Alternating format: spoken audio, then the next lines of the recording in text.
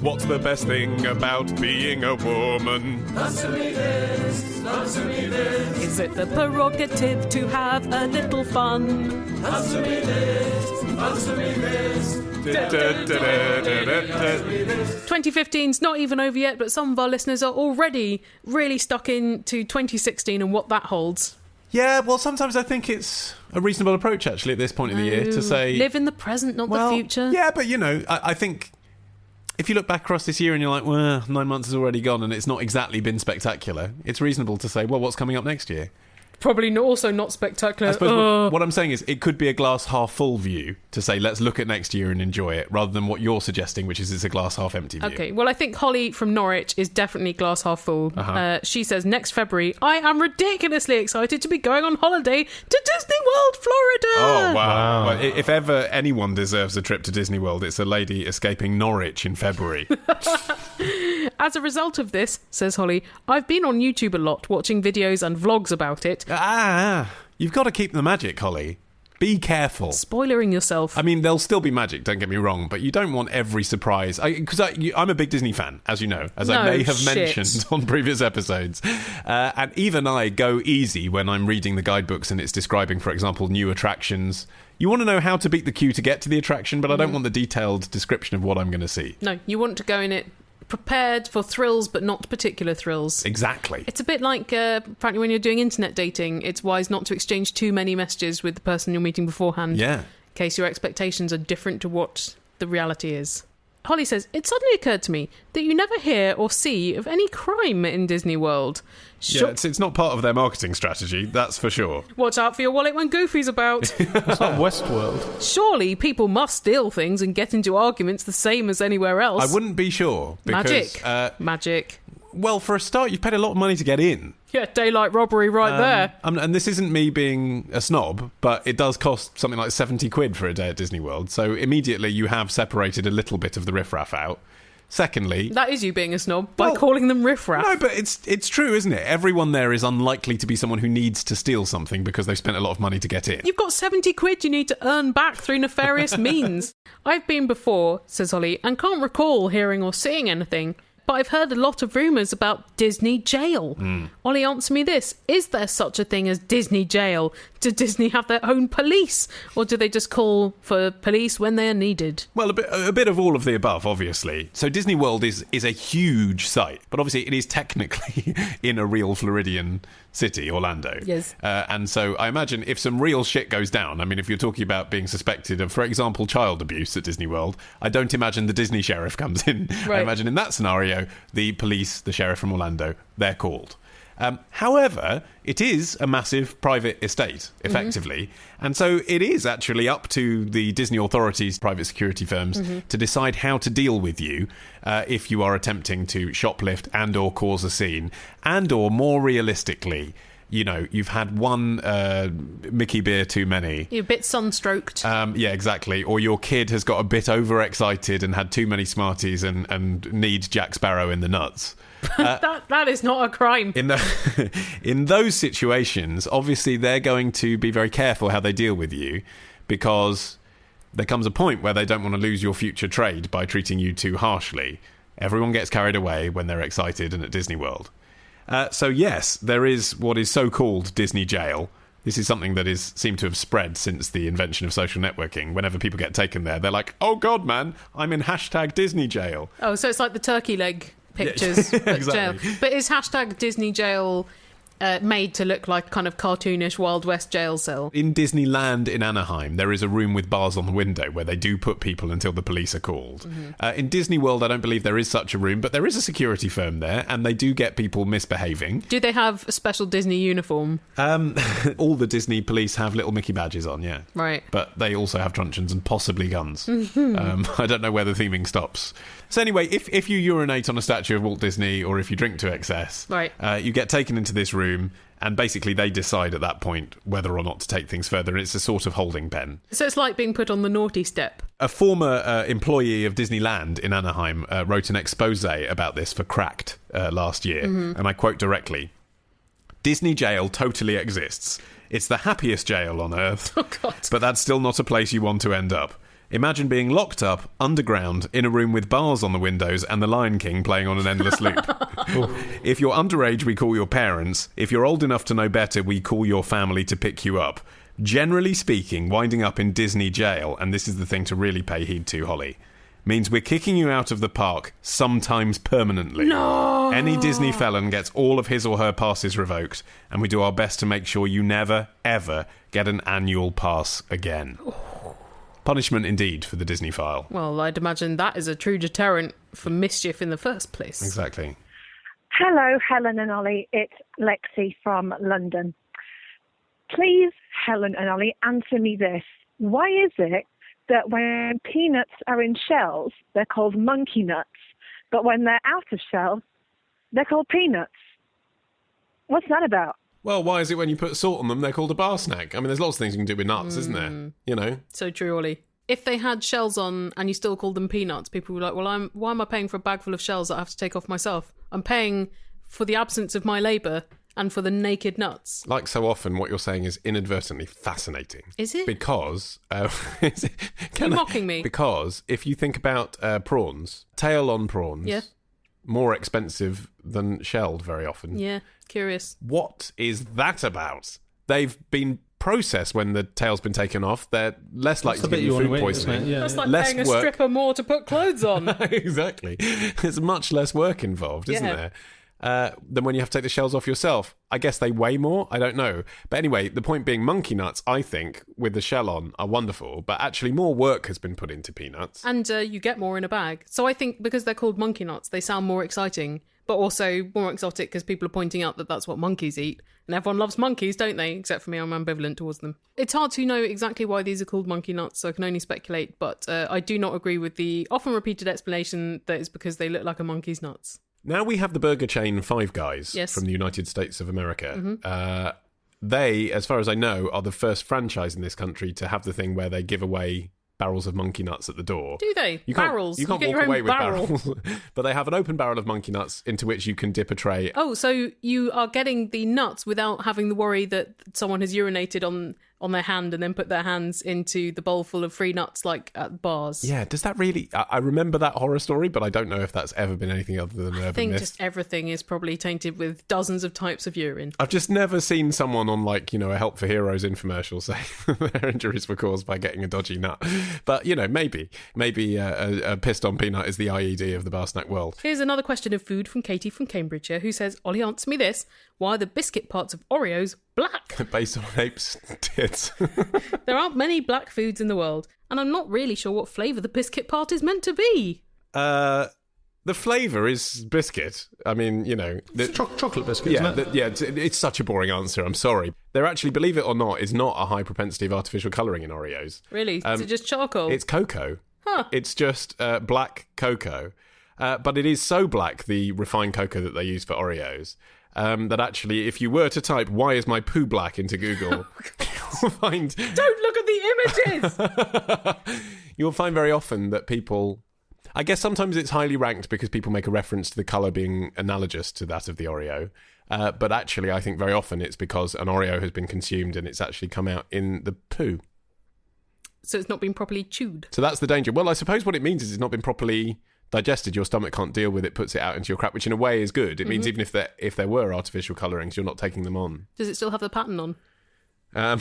Like I said, I didn't click the images. Probably for the best. But yeah, you sort of, if you think about it, you know that it can't be an artificial colouring because Oreos is a heritage food. They're over 100 years old now. So?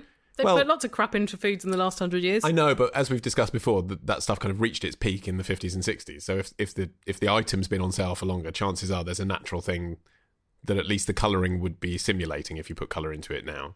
And as is the case with Oreos, it's just cocoa. They've been kosher since 1997. Lovely news. I didn't know. They used to have pig fat in. Correct. Pig lard. Did they really? Yeah. That was that the does make sense, actually. that was the filling, Martin. Yeah. Just meat lard. Oh, lovely. When they were launched, they had two flavours. Care to guess the other? Lemon. That was a good guess. Thanks. It was lemon meringue. So I don't care for Oreos, but I'd enjoy that. Would you? Yeah, I love lemon meringue. I can't imagine what colour the biscuit would be in the lemon meringue flavouring. I imagine the cream Yellow. would be lemon meringue flavoured, but then why would the biscuit... I think the biscuit would be white and the cream would be lemony. Right. Yeah. So yeah, that's your answer.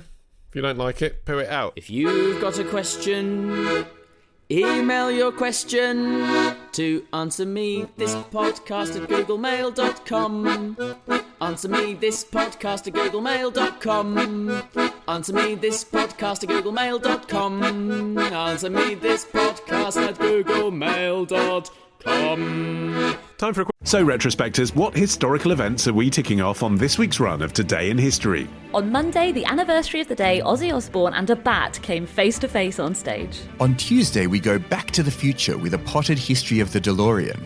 On Wednesday, why is the Pope guarded by those guys in floofy hats? On Thursday, how the Rock and Roll Hall of Fame ended up in Cleveland. And on Friday, was Henry VIII really an asshole, or was it just the result of a jousting accident? We discuss this and more on Today in History with the Retrospectors. 10 minutes each weekday, wherever you get your podcasts. Question from a man who wishes to remain anonymous, but I'm in a playful mood, so I'm going to call him Hans. Hans? Yeah. Okay. He's just to give it a sort of craft work type vibe. All right. Hans says, my wife and I What's her name? Ooh. Inga. Gretchen. Bertha. Berta, I like. Yeah. Okay. My wife Berta and I are parents to a spirited toddler. Julio. Oh yeah. A friend of ours. Oh no! Now we need names for all of them. You created this mess? Sorry. A friend of ours, Franco, hosts a weekly dinner party at his house. Before sending the invitation for this week's dinner, Franco phoned to suggest it would be best if we merely popped in to say hello from now on. Ooh. Franco said he fears that Julio risks injury in his non-child-proof home. Sounds like bullshit, doesn't it? No, it's plausible. It seems far more likely to us, continues Hans, that it's our child's activity that is an annoyance to Franco's fiancée. Francesina. Francesina. Our toddler's actions are not perilous feats that threaten personal safety. Rather, they typically include pulling books off shelves or dropping objects on the floor, such as napkins, placemats, and puzzle pieces. Classic child. My wife and I are quick to replace everything where it was, and nothing has ever been damaged. Well, some of the damage you can't see because it's in our souls. Yes. I mean, that's the thing. If they're picking up treasured family keepsakes and throwing them around the room, even in a way that you think of as playful and innocent, might not be coming across that way to friend's wife. That puzzle has never lain flat since. But I've often thought that his fiancée appeared exasperated by our toddler's perpetual motion. Well, where do they get their energy from? It's an abiding mystery. Whatever the reason, continues Hans, I have no qualms about complying with my friend's request. I reckon you have some qualms. I think he does too. Though this essentially means not attending the dinner party at all. You think? As popping in would actually require a roughly 30-minute round-trip drive from our home. Actually, that doesn't sound too far to me. 15 minutes each way. This is obviously someone not from the southeast of England, where a 30-minute drive just takes you down the road. But I suppose with a toddler on board, that is a pain in the arse, isn't it? Yep. It's his home, and he can extend or deny invitations as he wishes. But yes, this puts us in an awkward position. We are still on the weekly email list, and our other friends are bound to ask us why we are no longer attending the dinners, since we have been amongst the most constant guests. Since small children have attended the dinner the entire time we have. Oh, ouch. Almost weekly over the last 7 years, God. Including several children who are currently the same age as ours. And my wife and I have often talked about the event as the highlight of our week. Yeah, this doesn't sound like you have no qualms. I agree with your analysis, Helen. That's quite sad, isn't it? Sounds qualmsy. Indeed. I don't want to provide an answer that suggests my child is ill-behaved, but Even though he might be. But I also don't want to respond in a way that makes our friend appear insensitive. Even though he is a bit. So, Helen, answer me this. What do we say to our other friends when they ask why we, Hans, Berta, and Julio are no longer attending Franco and Francesina's dinner party? I think those people will know because they will have been there going, oh, can someone please control that child? Oh, our children didn't do this. Yeah, I think that's right. I think that there will be, you're right to point out, Hans, one email that goes out, and then when people turn up, they'll be like, oh, why isn't Hans and Julio here? But then they'll be like, thank God. Hans and Julio's not here. Yeah. You'll be the point of discussion that evening. Will be like, you're not there because your kid was making a load of noise and stuff. There's a reason why Julio has been disinvited where the other children haven't, and it may be that Julio is a little destroyer. But I understand that that's very hurtful. And I do also think possibly, even though your child's presence at the dinner party, it sounds, was ruining the dinner party for everyone else, I still think probably Francescina should have swallowed it and possibly just not invited you all over as often. Said, we're a bit busy, can we do this once a month? Yeah, with everyone spawning, it means the dinner party's twice as big as it used to be. Yeah. Make some logistical argument. Well, what they could have done is be more honest about the reasons. Yes, because also saying popping in, that is a soft... That's like, I don't want to go out with you anymore, but I still want to be friends. Yeah. That's that kind of dump, isn't it? My mum sort of does this at Christmas Day. Like, she has the philosophy that, it's Christmas Day and you should open your home to people, but she doesn't really want them to come for the whole meal. So she'll say, why don't you pop in for a drink? Pop in about 5 o'clock, pop in. Yeah. And that means we don't want you with us for 4 hours. I think that is kind of fair enough on Christmas Day. Yeah, and at a wedding, where it's like, come afterwards. Yeah. Come for the C-listers part. Come for the bit where our not real friends are there and we'll be too drunk to remember it. But on a weekly dinner party basis, I think it would have been probably easier, Hans, if Francescina and Franco had taken you to one side and said, look, this is awkward, but Julio is a very noisy little boy.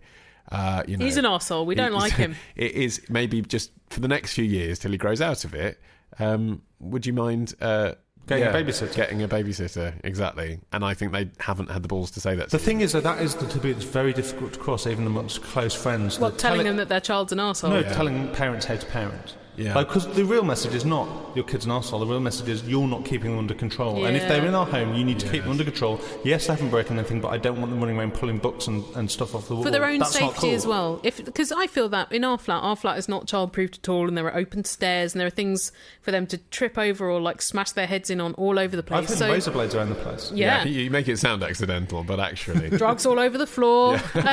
So once my friends' children are mobile, I do feel like it's more convenient for me to visit them in their homes, which are set up for having a child in them, rather than ours. And it's not because I don't want them here, but I just feel like until the children are old enough to not kill themselves on my property, it's probably easier just not to. But then I would say that to them and say, I'd love to see you for this weekly thing, but it just feels like it's more hassle now that they're not a babe in arms anymore. Yeah. But that's genuine. Like, there's not been kids here that have like made the flat look worse than it already looks. No. Also, the question is like, how should I tell people why we're not there? That's not the question at all. The question is like, how can you be a better parent? Yeah, like, well, no, or just like, how can these people be better friends? Inviters? Like, how can they be better friends? You know? Yeah. Well, I think there's kind of fault on both sides, isn't there? Like, I think Hans and Berta perhaps have slacked on their child disciplining duties, and I think Franco and Francescina have not been the most tactful hosts. I think the big thing for this listener is that you need to make peace with it. So Francescina and Franco have been brought to a position where they feel like they're faced with either disinviting you or making a comment about your parenting, which they don't feel comfortable doing. And that's where they've got to this situation. So that might be your fault, it might be their fault. What you have to do is just get through this in your friendship. Maybe you should invite them round to your house, maybe for lunch. Yeah.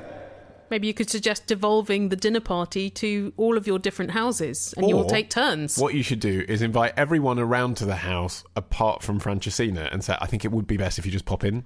Because Julio really doesn't like you. That's going to work really well. Just pop in. Julio, he's got a bit of an allergy to people who don't have children. And just thinks they're kind of cruel. Today's intermission is from Answer Me This from early 2011, episode 125.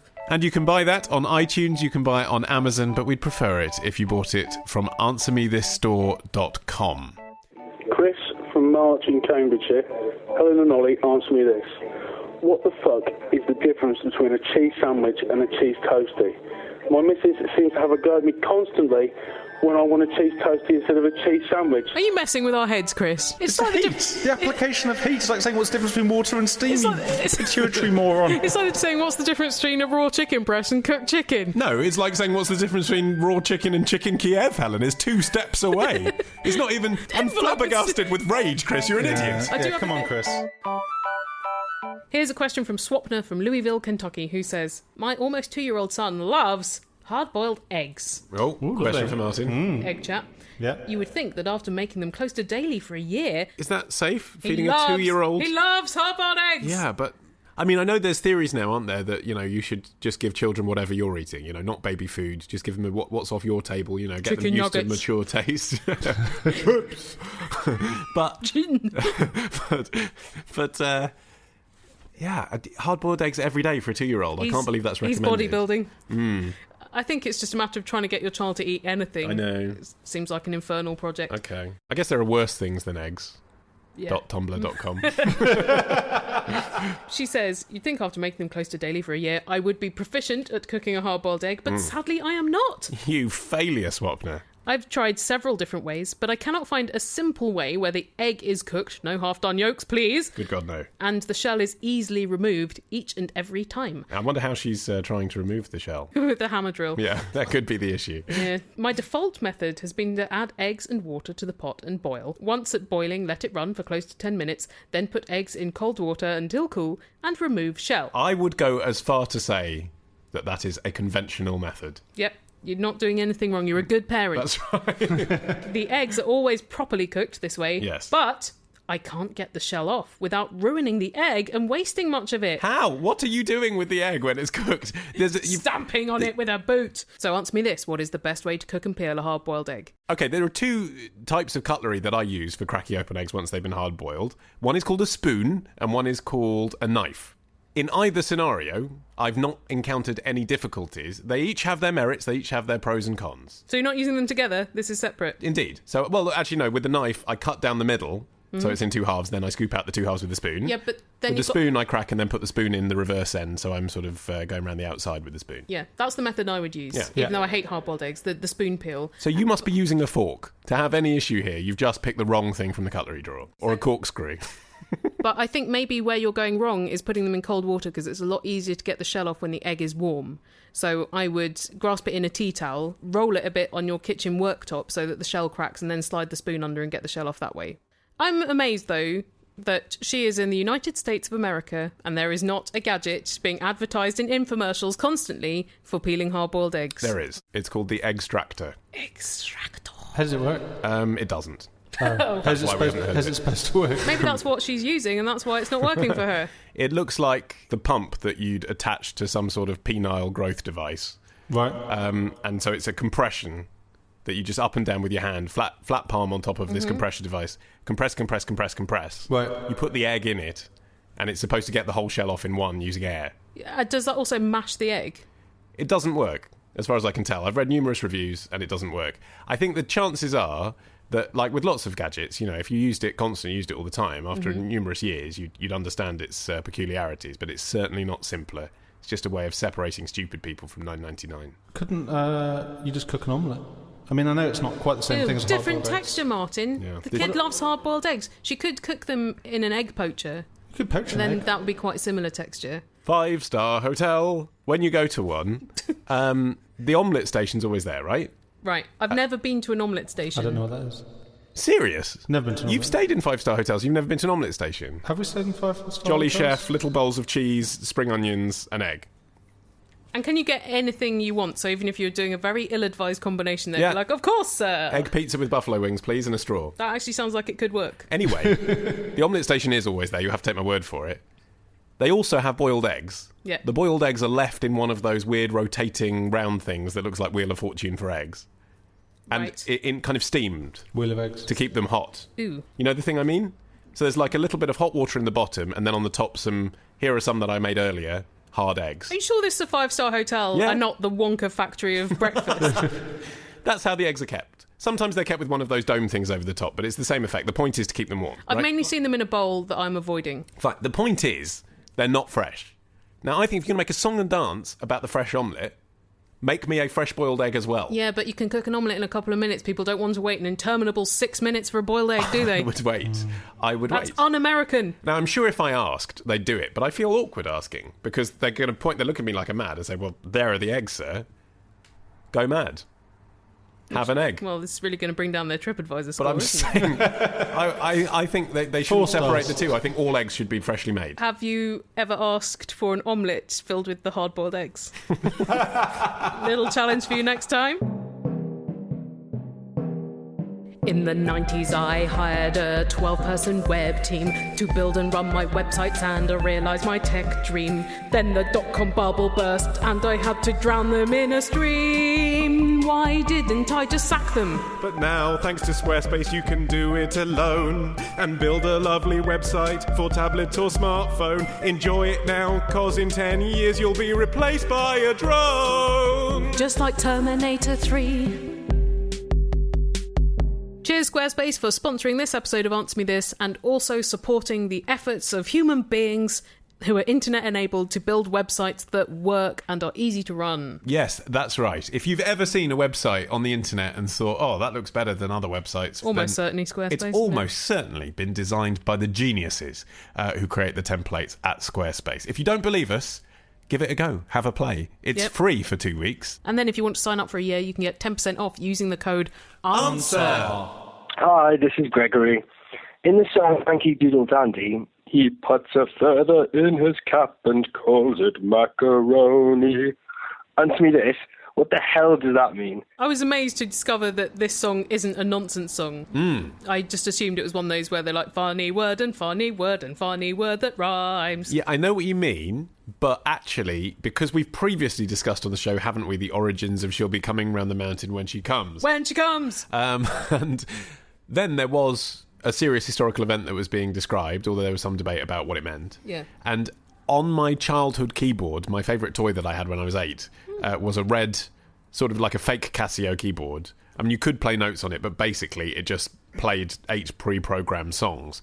Mm-hmm. One of them was She'll Be Coming Round the Mountain When She Comes. When she comes. And the other one was Yankee Doodle that I remember. Yeah. So because in my head they're almost the same song because they're from the same device, I thought, maybe this keyboard was like a quasi-educational device. It's like Harry Smith's folk anthology, isn't it? Through the connotation, I assume there must be something about the Civil War or something like that about Yankee Doodle. Yeah, well, there were a lot of different versions of this, and a lot of them came out of the War of Independence, so a lot of them are the English being rude about Americans. Oh, right. As in this case. Okay. Yes. Oh. Doodle meant idiot. So it was American idiots. Don't want to be a Yankee Doodle. A nation ruled by a poodle. Right, I was going to sing that, but I was doing it in time. Guys, it's collaborative. You could have done it together, and now look what's happened. It's fallen apart. Not like Green Day. But anyway, the macaroni, I was intrigued to discover, referred to an English fashion of the 1760s, 1770s, which was a youth movement called macaronis, kind of dandy-ish, in the manner of the New Romantics. They wore massive wigs and pointy shoes and really tight jackets, and they behaved in kind of an effeminate way. Effeminate men who dress a certain way were called the macaronis. Yeah, they were hipsters. So pretty much. foppish hipsters. Why would you name hipsters after pasta? I think because macaroni was their favourite food. I wonder whether because that was exotic Italian pasta fun then. Right. It was like le roast beef being the French name for the It'd English. be like calling a hipster a pulled pork. No. Or a mason jar cocktail. I see. And so the song is suggesting that these Yankee Doodles think that just by putting a feather in their hat, they can be like these very fancy guys. Fancy Englishmen. But they do not realise there is a lot more to it than that. Still the case, isn't it, actually? You know, if you did like an English romantic comedy set at Oxbridge, Yep. American student comes in, he looks the part, he's all glam. He's got a sweatshirt that says Oxford on it. Exactly. And everyone's like, no. Yeah. Get yourself a threadbare coat that grandfather wore. Isn't Pretty Fly for a White Guy pretty much the 20th century equivalent of that song?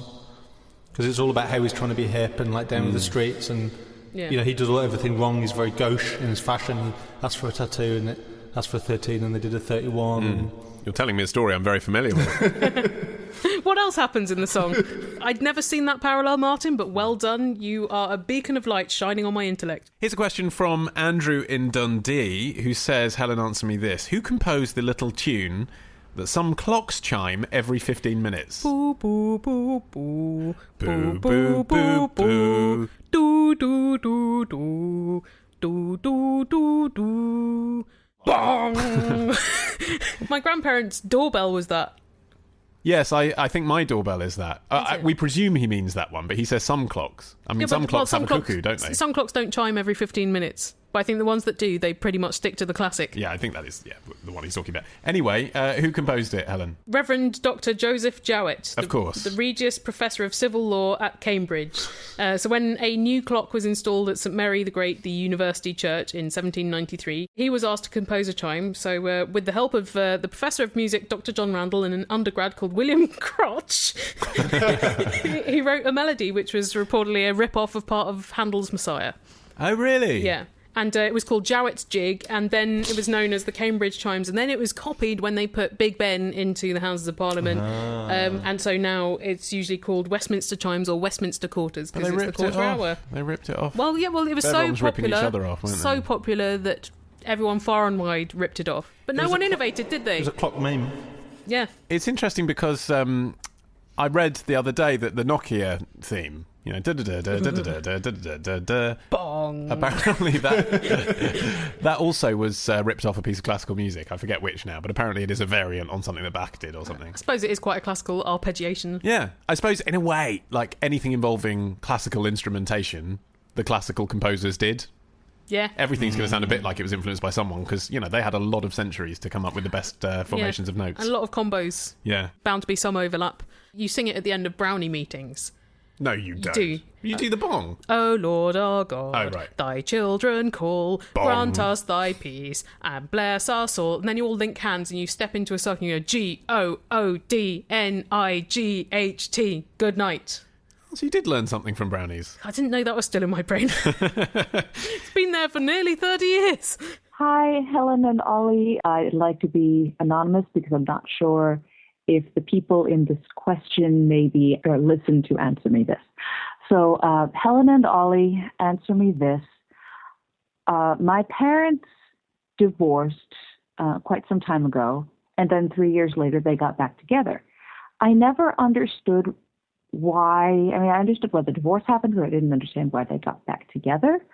And now they're having all sorts of problems. And because I'm still really close with my brother, who he's young enough that he's still living with them, I spend time over at their house, and I inevitably hear all of the problems. So how can I get them to stop telling me about all of their marital issues, including ones that they really shouldn't be telling their daughter about? In a way, I think they're probably oversharing because they're thinking, we want her to realise things aren't as bad as they could be. You know, we've got these issues that we're dealing with, but actually we're having an adult conversation about it. We're staying together. They think you're the grown-up and you can help contribute to the resolvement. I think that's a very optimistic view of this situation. I'm not saying that's wrong, but maybe they are confiding in her because they're thinking, we split up last time, but now she's old enough to help us. Maybe she can save us this time. Maybe she'll save us money on marriage counselling. Yes, that's true. The fact is, one's parents tell one things you don't want to hear anyway. Not necessarily saucy, but my mum will say, she'll tell me stuff about people who I don't know's ailments. Yeah. I don't want to hear about someone I don't know's bad leg. My grandmother tells me a lot about members of the family, in quotation marks, and I don't mean mafia here. I just mean members of the family that are so distant that, I mean, I'm not sure she's ever met them. There's no way that I care. I would say the best solution for this would just simply be to fight fire with fire. If they're not realising that what they're telling you is inappropriately lurid, tell them what you get up to. Yeah, tell them your personal problems. They'll get the message fairly soon. Do you think this is also a coming of age thing where you realise that your parents aren't just your parents, i.e. the people who are immortal and know everything, as mine are, but they're also just people who have a lot of foibles and problems, and that can be somewhat difficult to deal with and imagine. Why are they confiding in her? Like, haven't they got friends? They can, like, it just seems Maybe weird. they also are talking to their friends, but they probably think she has the obligation to listen because she's family. You have to do things for your family you don't want to do all the time, right? Yeah, that's true. But I suppose you could just say, mother or father, I'm not the right person to tell this to. Perhaps you should seek couples counselling. Because also you don't want one parent telling you something that is really rude about the other parent when you want to love them both equally. Well, that's exactly it. You're still in the middle of the relationship. Yeah. Or maybe get them a dog. Dogs are great listeners, aren't they? That's really your solution to everything. Dogs are just like, yeah, tell me more. Yeah, brilliant. Throw a ball, they want to do it. Yeah. Here's a question from Mike from Bath, who says, Helen, answer me this. Where does the coconut shy get its name? Is it unique amongst fairground amusements in being called a shy? Sort of. It's very complicated, this, and unsatisfyingly, the etymology is unknown for why shy in this case means throw, because you're throwing something at the coconut to knock it off the little stalk that it's on so you can win it. I'm about to say the phrase cockshy several times, because before coconuts arrived in Britain, and this became a popular game in the late 19th century with your exotic new fruit of a coconut, there was cockshy, which was quite an old game they used to play at Shrovetide as a kind of funfair game, where a chicken was on the top of a stick and people would throw stones and little sticks at it, and the person who managed to kill it got to take it home and eat it. Oh, well, at least it got eaten. Yeah, but after being tortured. Yeah, after being broken all of its bones. Yeah. After being stoned to death. Yeah. Or sticked to death. That's awful. I wonder now whether Hook the Duck started with similarly terrible origins. It is a worry. And so there was the phrase a shy cock, because naturally if a cock was seeing a bunch of missiles being thrown at it, it would probably try and run away. Yeah, it'd be pretty shy. I assume it was tied up to prevent it from running away. And so shy cock was an insult levelled at politicians. And I think just from the expression shy cock came the verb that to shy was to throw something. That's great. I'm not surprised that that game is no longer with us. All of those funfair games always leave me slightly cold, I must say. Especially because you have to pay. Yes, but then they have to pay for the prizes. No, but if, for example, a theme park model was applied to fun fairs, so you spent £10 to get in and then you could have as many goes as you wanted on the coconut shy, that might be fun. But the thing of like paying £1 to then almost certainly not win a toy that would be shit even if you won it has always left me cold. Is that because for you there's no interest in the doing, only in the end result? I don't mind the test your strength hammer one. Like, that to me seems like a fun way to, like, compare your strength to your friends. Is that really a contest you want to get into? Yeah, no, it was one I'd never win, but at least, like, it's fun to see what your comparative scores are, isn't it? And it's quick. Yeah. Whereas, like, hooking a duck, I don't want to put in the hours to learn how to hook a duck. No, fair enough. I'm pleased that I don't know how to hook that duck. Splat the rat's all right. What's that? Is that like... it's pest control. Whack-a-mole? Yeah. Well, I wonder if actually, now you've told us about coconut and cockshies, maybe Splat the rat really was a method of pest control back in the day. And instead of rats, it was orphan children. Population control. When your other sources are no help or meet with disapproval, where can you go when your mum doesn't know and you can't be asked to Google?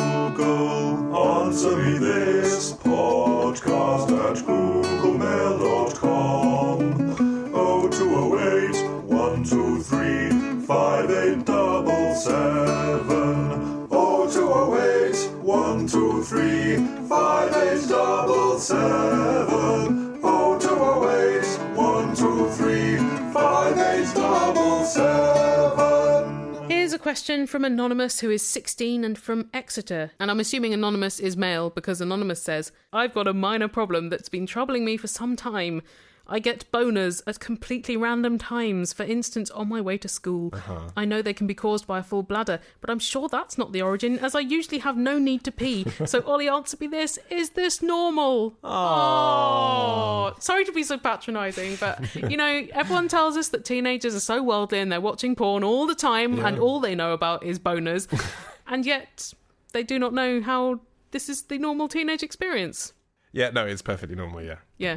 When was your first boner, Martin? I don't think we've had this conversation before. I do not. Can I leave the room before this conversation happens? I don't. I remember my first boner. Do you? Yeah. Fisher Price, my first boner. My first boner. I was really young. Really, really young. Well, babies get boners. Yeah, exactly. But it's not talked about much because then you're like, oh, you're sexualizing children. You're not really if you're talking about your own experience. I remember I had a pair of pajama trousers which were made of, like, don't make that suspicious, like, whatever, you and your erections. This is normal stuff, Helen. That's what I'm trying to say.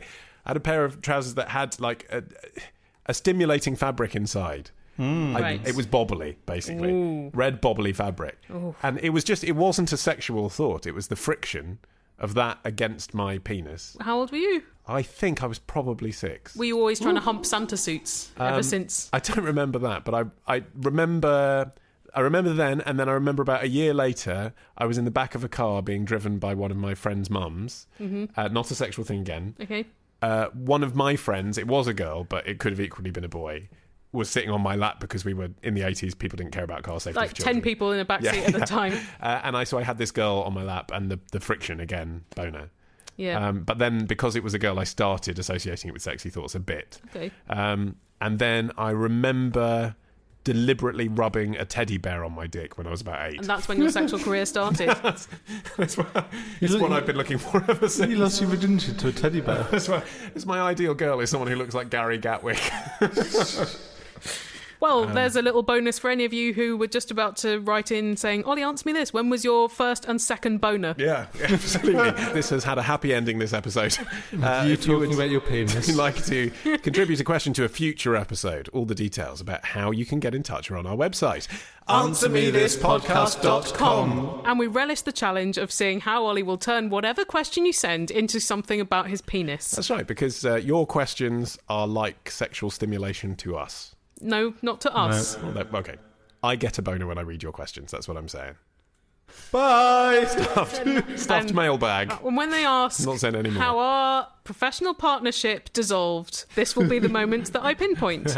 Remember, you can follow us on Twitter at Helen and Ollie and on Facebook.com/AnswerMeThis. Yes. All that remains is to say thank you to Squarespace. Thanks, Squarespace. And to remind you to buy our old shit at AnswerMeThisStore.com. Because by doing that, you are supporting the show. And please do return in 2 weeks' time for the next Answer Me This. Bye!